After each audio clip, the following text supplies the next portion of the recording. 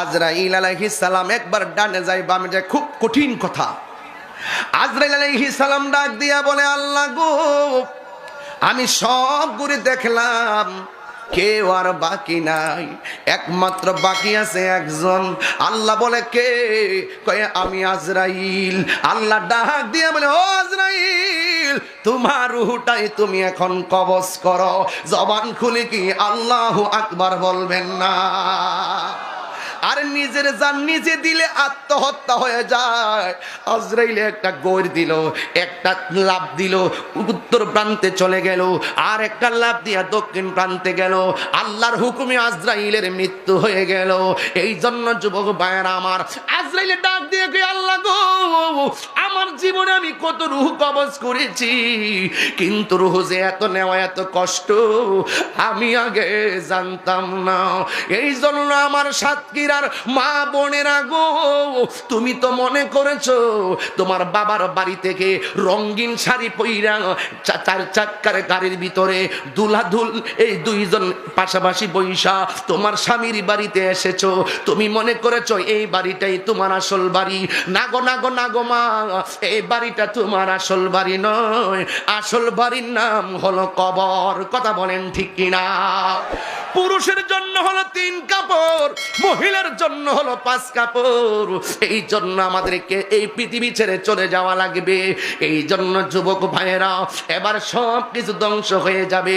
এবার আল্লাহ রাব্বুল আলামিন সারা জীবনের সব কিছু মানুষের সামনে উপস্থাপন করতে যাইয়া আল্লাহ ওই দিন যখন সব কিছু ধ্বংস করে দিবে, হাসরের ময়দানটা কায়েম করবে, আল্লাহ সেই দিন বললেন, লিমানুল মুলকুল ইয়াউম, আজকে রাজত্ব কার? জবানটা খুলে কি আল্লাহু আকবার বলবেন না?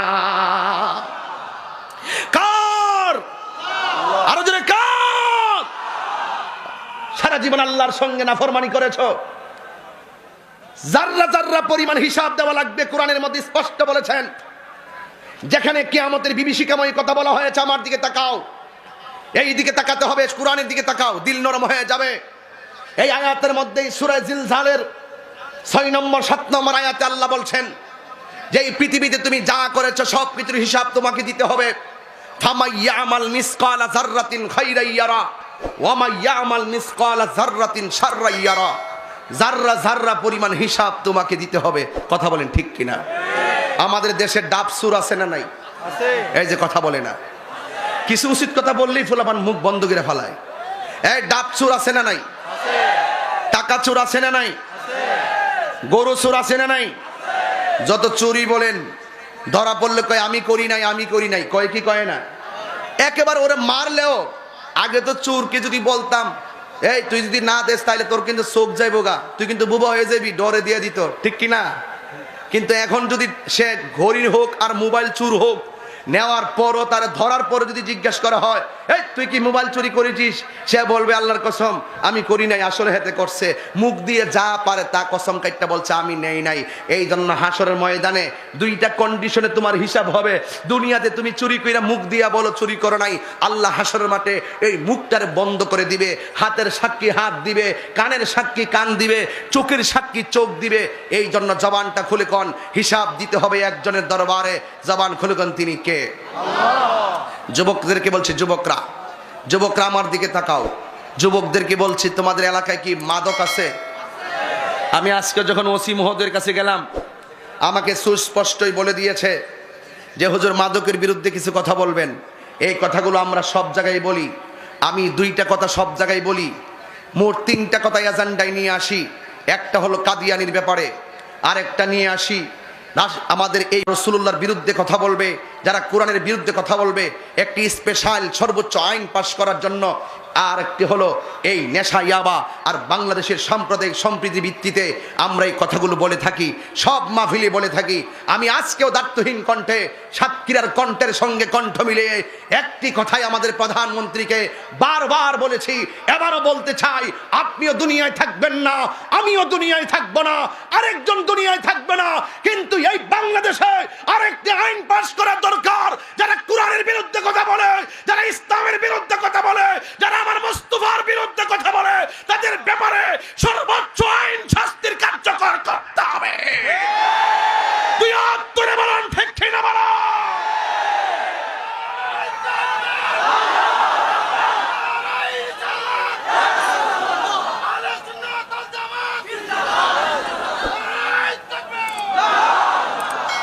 আমার নবীর পরে কি আর কোন নবী আসবে না?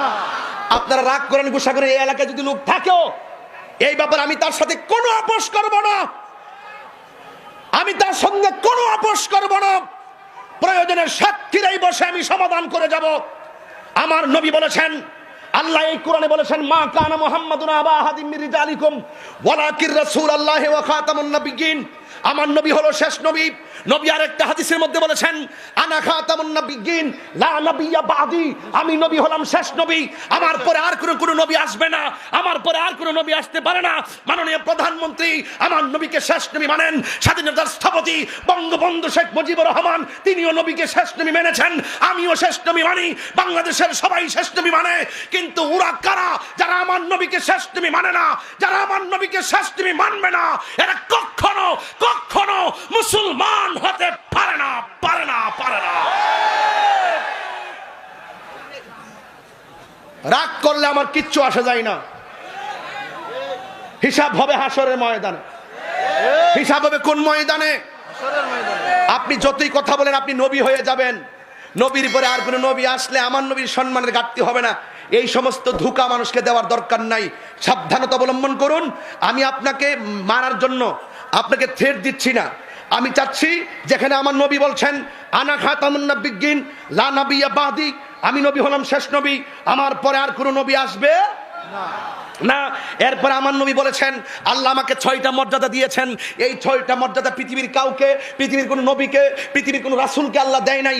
এর মধ্যে একটা হলো আল্লাহ আমার জন্য গনিমতের মালকে হালাল করেছেন। 2 নম্বর হলো আল্লাহ আমাকে ওয়ানসুরতু বিরুবে, আল্লাহ আমার মাঝে একটা ভয় দিয়েছেন। 3 নম্বর হলো আল্লাহ আমার জন্য সারা পৃথিবীর জমিনটাকে মসজিদ বানিয়ে দিয়েছেন। আর 4 নম্বর হলো আল্লাহ পাক আমাকে শেষ নবী বানিয়েছেন। সুবহানাল্লাহ। এটা কতটা পরিষ্কার কথা না ভাই? এই কথায় কোনো সমস্যা আছে? এরপরে যদি মনে করেন যে সমস্যা, তাইলে আপনি আমাকে দলিল দেন, আমি আপনাকে দলিল দিব। এই শুনেন, আমাদের হুজুরদের মধ্যে, আমাদের মুসলমানদের মধ্যে, আমাদের আলেমদের মধ্যে অনেক বিভাজন।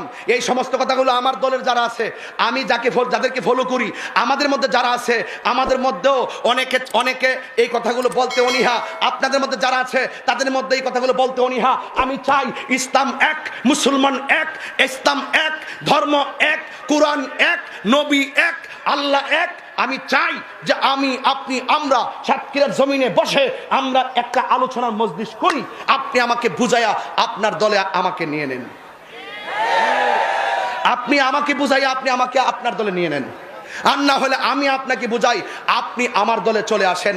যদি আমরা সবাই মিল্লা যদি এই কোরআনটাকে বুকে নিয়া, আল্লাহর কসম করে বলি, এই কোরআনটাকে যদি আমি বুকে লইয়া, আমরা যদি সবাই মিল্লা যদি এই কোরআনটাকে বুকে নিয়া, ইসলামটাকে হৃদয়ে লালন কইরা যদি হুজুর আলেম একটি মানবতার ধর্ম হিসাবে ইসলামকে বুকে লালন করতে পারি, এবং সাম্যের ধর্ম হিসাবে, শান্তির ধর্ম হিসাবে, ভ্রাতৃত্বের ধর্ম হিসাবে, একতার ধর্ম হিসাবে, সাম্প্রদায়িক সম্প্রীতিতে এই বাংলাদেশকে যদি সুন্দর করতে হয়, তাহলে আমরা সকলে একজন আরেকজনের সঙ্গে একজন আন্তরিক ভাব নিয়ে আমাদেরকে কথা বলতে হবে।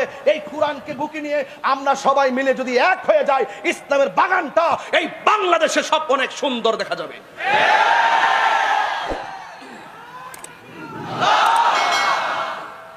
কথা কি সঠিক? কথা কি সঠিক? এখন আপনারা রাগ করবেন, গোলাপ ফুলে যাহা আছে বেলি ফুলে তাহা নাই। তাহিরিতে একটু কথা বললি চেয়ারম্যান সাহেব, এগুলোর কাজটা নিয়ে আলাদা কি জানে ডিজে এমনি লাগায়া ছাড়া দিছে, ছাইরা দিয়া ওই ওসি সাহেবরে দেখাইবো, দেখেন তাহিরি কেমনে নাচানাচি করতেছে, বাজনা দিয়া নাচতেছে। ওসি সাহেব তো আর এটা তদন্ত করার জন্য বসছে না, একটু দেখলে তো কইবো যে ঠিকই তো আছে, জিকির মধ্যে বাজনা তো আছে। এই কি হুজুর জিকির করতেছে, আবার গান গাইতেছে, আবার বাজনা নিতেছে, ফুলাফান আবার ড্যান্সও দিতেছে, ডিজে ফাটি দিতেছে, এরপরে ওই জোয়াজও বাজাইতেছে, বিয়ার মধ্যে বাজাইতেছে, হিন্দু বাড়িতে বাজাইতেছে, পিকনিকে বাজাইতেছে, কনসার্টে বাজাইতেছে, 21শে ফেব্রুয়ারি বাজাইতেছে, 27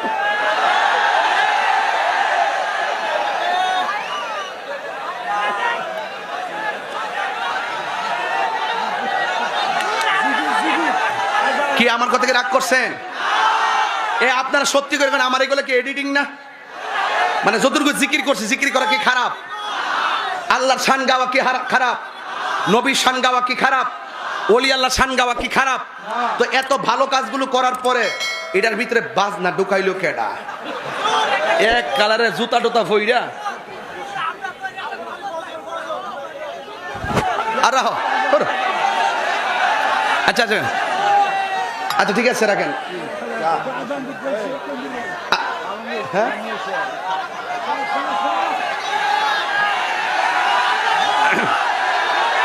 এই কানুর সাহেব মাপ চাই, আমার কালকে 3টা প্রোগ্রাম, দিনেও প্রোগ্রাম, রাতে 2টা, কিন্তু এই জন্য আমি আর দেরি করতাম না, আমি চলে যাব, আমি মাপ চাই। আরেকটা কথা হলো, আমি যে কথাগুলো বলছি, এই সাতক্ষীরাবাসী নিরপেক্ষ বিচার করুন, একটা কথা কি কোরআন সুন্নাহর বাইরে আমি বলছি? এবং প্রত্যেকটা কথা কি যুক্তির বাইরে বলছি? আপনি আপনার দল বাড়ি করেন, আমি আমার দল বাড়ি করবো, আরেকজন আরেকজনের দল বাড়ি কইরা শেষ পর্যন্ত আপনি আপনার স্টেজে আমার গালাগালি করবেন, আমার স্টেজে আপনার গালাগালি করবো, বাস এমন একটা ভাব ধরছেন মনে হয় ফৌজদারি বিধি।